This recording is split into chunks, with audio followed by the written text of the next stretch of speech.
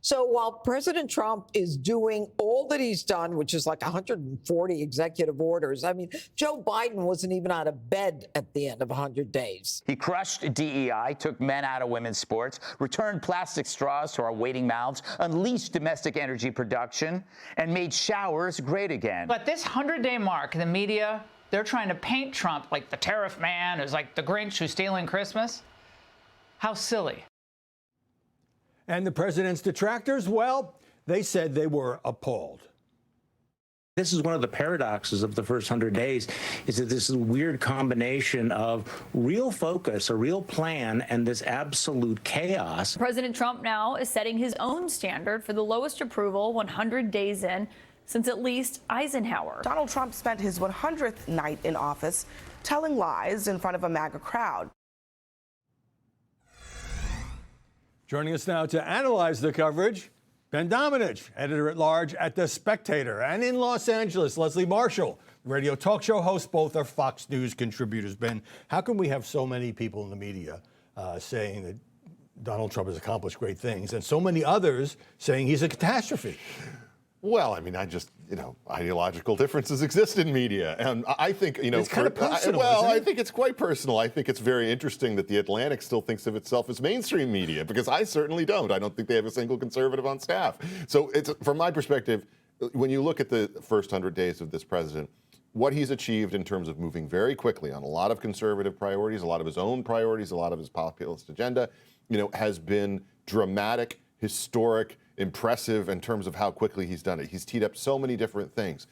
And yet, if you step back from that and you look at it from the perspective of anyone on the Democratic side of the aisle, of course you see it as chaotic, catastrophic, something, taking something as simple as shutting down USAID. If you look at that from the lens of a traditional Washingtonian, Democrat centrist or something like that, it's a catastrophe. If you look at it from the perspective of somebody like Donald Trump, it's something that should have happened a very long time ago.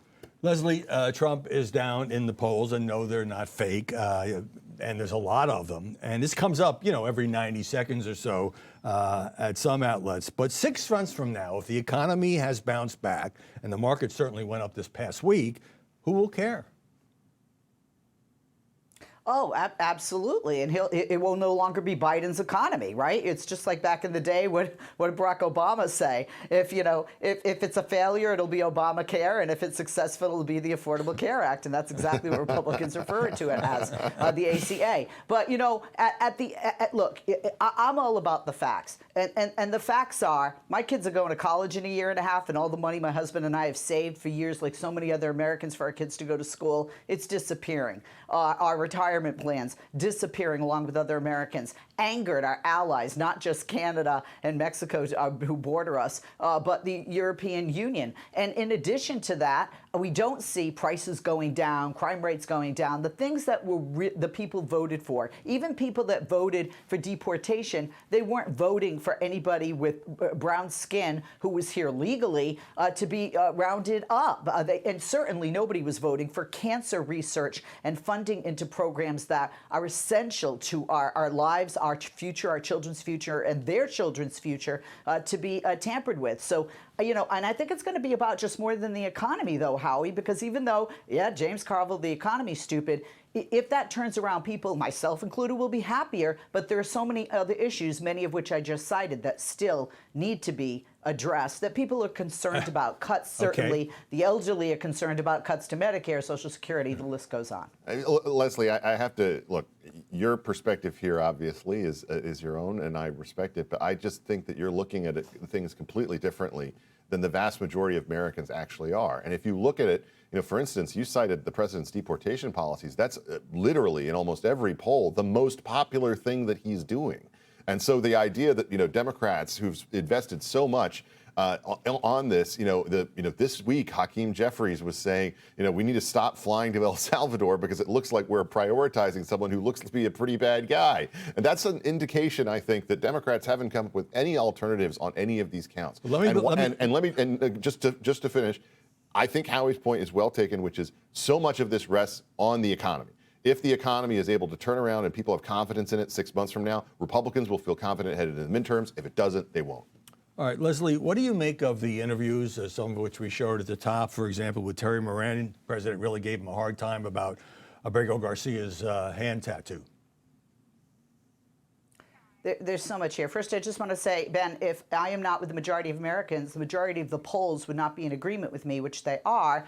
No, you're wrong. I'm sorry, you're wrong. There's not a single poll where he's underwater on the immigration issue. The polling isn't showing the president at a low approval rating. No, I said on the immigration issue. The immigration issue is the number one thing with the bullet. It's just true.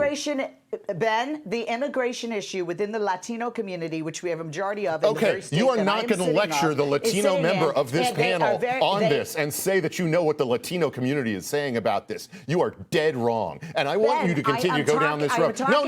Don't talk over me. You don't know what you're talking about, okay? That's just crap. Ben, you cannot make that claim. You cannot make that claim. It's just not true. Let Leslie respond, please. Thank you. Here in the Latino community, there are many people who voted for President Trump, not just for economic policies, who did want dangerous criminals to be deported. They didn't think it would affect people within their community or people within their family. They took the president at his word. There are video after video of people out there, Ben. I'm not speaking for the Latino community. They're speaking for themselves. And there's no reason to be hostile toward me. You and I have always had a great working relationship, and I hope that continues. To answer your question, Howie, regarding the interviews, the one thing I think that Terry Moran did that was good, and I think journalists should do, and I used to be a journalist back in the day, is no matter who you're interviewing, any world leader, a president especially, you have to ask the tough questions. And that's what happened. And we see the president, as he often does, pivots and will say, I don't know who you are. You had a good opportunity. That's a lie. He should have showed him a Photoshop picture of himself, the president, with a tattoo on his finger, just to show how things can so easily be Photoshopped and how people can be misled by that, including the president. I'm sorry, Leslie, Mr. Garcia lived a stone's throw from where my family lives. I'm 100% happy that he's gone. I am a Latino voter, and I'm happy that he is gone. And I hope that you understand that when you try to lecture us about the opinions that we have regarding people who have been credibly accused of being gang members, including by the father of the children involved in this situation in a court case, that's something that actually factors into whether we believe they should be people who should be here or they should be gone. That sets up my next question, Ben. I'm not lecturing anybody, Ben. I'm answering a question I was asked and doing my job. I got to take it back. So Fox had a story about a second protective order from his wife, Jennifer Vasquez. This isn't 2020. It's not ancient history. She checked boxes in asking for that order, alleging kicking, slapping, shoving, mental injury of a child. And so I don't know if he's a gang member or not, but that would suggest a violent past. And the media have totally ignored this because it doesn't fit their narrative. It doesn't fit their narrative, and that's why they've backed off talking about it. It's why Democrats have backed off talking about it, because it's not smart for them to embrace this case given all the bad scenarios involved. And look, Leslie, I respect you. I'm not trying to be rude to you, but you can't just say Latino voters in a broad brush think X. That's just not true. We have different opinions across the country. Different kinds of different priorities. You said in a broad brush that the American people don't agree with me when polls would show you otherwise. We're both opining. We're both opining based on facts that are presented. Consistently, the president's highest numbers in these polls on issues are on the immigration subject. Do you disagree with that? I don't disagree that those are his highest numbers, but I'm also going to say they're not helping his approval rating across the board, even with some conservative polling outlets. There is also the question of retribution. And fair to say, certainly Trump felt that he had been the target of politically motivated prosecution, but he is now going after media outlets, after law firms that investigated him, and I'm going to leave it there. I did want to mention that in an interview with NBC's Kirsten Welker, the president, that aired today, the president said more definitively than I've heard that he is not going to seek a third term. I never thought he would, but now he's come out and said it. Hey everyone, I'm Emily Campagno. Catch me and my co-hosts Harris Faulkner and Kaylee McEnany on Outnumbered every weekday at 12 p.m. Eastern, or set your DVR. Also, don't forget to subscribe to the Fox News YouTube page for daily highlights.